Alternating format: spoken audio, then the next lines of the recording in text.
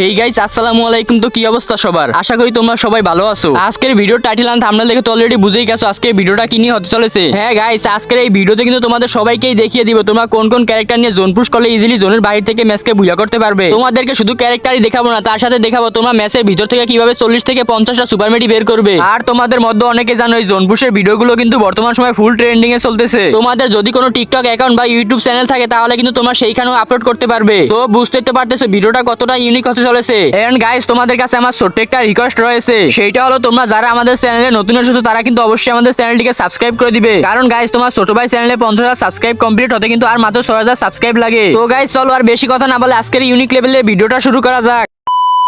Guys, তোমরা active ক্যারেক্টারের মধ্যে সর্বপ্রথম কে ক্যারেক্টারটা নিবে। কে ক্যারেক্টার কিন্তু ম্যাচের মধ্যে ইপি কে এসপি তে রূপান্তরিত করে। জোন পুশের জন্য তোমার কে ক্যারেক্টার কিন্তু মাস্ট বি লাগবে। এরপরে তোমার যেই ক্যারেক্টারটা লাগবে সেটা হলো অলিভিয়া ক্যারেক্টার। গাইস, তুমি যদি অলিভিয়া ক্যারেক্টার ছাড়া নরমালি একটা মেডকিট করো সেইখানে কিন্তু তুমি 75 এসপির বেশি পাবা না। আর যদি তুমি অলিভিয়া ক্যারেক্টার সাথে নিয়ে একটি মেডকিট করো তাহলে কিন্তু তুমি 97 এসপি পাবে। গাইস, অলিভিয়া ক্যারেক্টারের পাওয়ার হলো যদি তুমি অলিভিয়া ক্যারেক্টার নিয়ে একটি মেডকিট করো তাহলে তোমাকে 22 এসপি বেশি দিবে। তো বুঝতেই তো পারতেছো জোন পুশের জন্য অলিভিয়া ক্যারেক্টারটা কতটা পাওয়ারফুল। এরপরে তোমার যেই ক্যারেক্টারটা লাগবে সেটা হলো মিশা ক্যারেক্টার। এই মিশা ক্যারেক্টার তোমার কি কাজে লাগবে সেটা কিন্তু তুমি ভিডিওটা সম্পূর্ণ দেখলেই বুঝতে পারবে। এরপর আমাদের সর্বশেষ ক্যারেক্টারটা লাগবে ম্যাক্সিম ক্যারেক্টার। এই ক্যারেক্টারটা না নিলে কিন্তু তুমি দ্রুত গতিতে মেডকিট করতে পারবে না, যার কারণে কিন্তু তুমি জোনের মধ্যে ইলিমিনেট হয়ে যাবে। গাইস, ম্যাক্সিম ক্যারেক্টারের পর তোমাদের প্রয়োজন হবে ওতেরোপেট। ওতেরোপেটের পাওয়ার আছে তুমি যদি একটা মেডকিট করো তাহলে কিন্তু তোমাকে সঙ্গে সঙ্গে অনেকগুলো ইপি দিবে, যেটা কিন্তু আমাদের অনেক প্রয়োজন। এরপর তুমি তোমার সাথে করে তোমার একটা টিমমেটকে নিয়ে ম্যাচ স্টার্ট করে দিবে। গাইস, তোমার সাথে যদি তোমার একটা টিমমেট না নাও তাহলে কিন্তু তুমি বেশি সুপার মেডকিট ম্যাচ থেকে বের করতে পারবে না।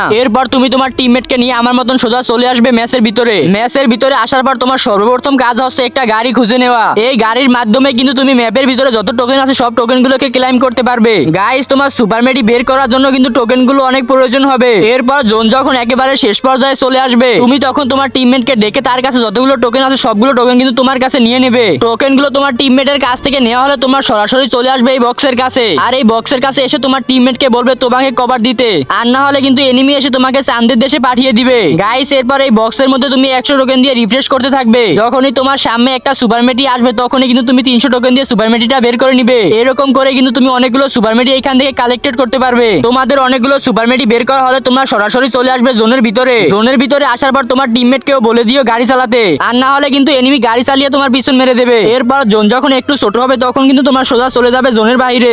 আর জোনের বাইরে যাওয়ার আগে তোমাদের কিন্তু কে ক্যারেক্টারের এসপিটা অন করে দিতে হবে। তো গাইস, আমি কিন্তু সরাসরি চলে যাচ্ছি জোনের বাইরে। তোমরা ম্যাচটা দেখতে থাকো যে আমি ম্যাচটা বুয়া করতে পারি কিনা।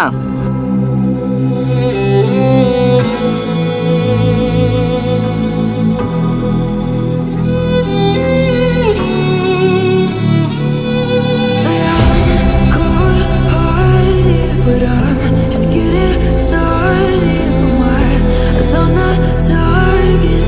Nah. ফাইনালি তোমরা সবাই তো দেখতেই পেলে ম্যাচটাকে কিন্তু আমরা বুয়া করে ফেলেছি।